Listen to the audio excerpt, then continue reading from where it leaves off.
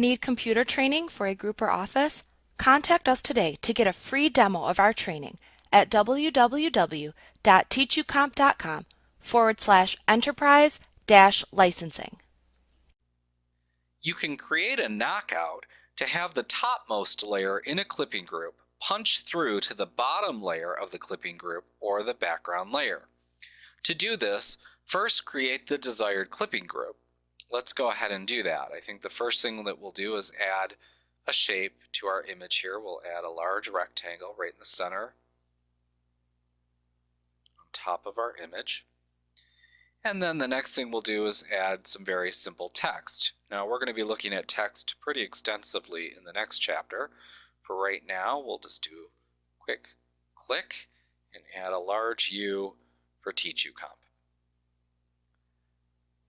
Now after that, we're going to go ahead and create our clipping group. So we'll select the two layers here and link them together. We'll select our bottom layer and go to Layer, and then create clipping mask. Then what we're going to do is go to the top layer here, and you're going to double click it to bring up the layer style dialog box. Now in the screen at the right, after you click on blending options right here, remember how we looked at knockout in the previous lesson. You're going to use that drop down to select either shallow or deep. And shallow will punch through to the first possible stopping point, like the bottom of the clipping group, whereas deep will knock through all the way down to the background. If there is no background, deep will knock through to transparency. Then you must change the fill opacity or the blending mode of the layer to create the knockout effect. So I can go to the fill opacity slider here. We'll move the box a little out of the way.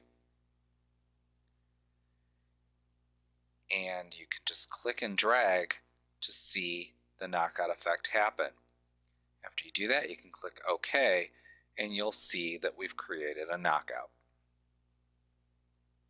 Like what you see? Get a free demo of our training for groups of 5 or more at www.teachucomp.com/enterprise-licensing.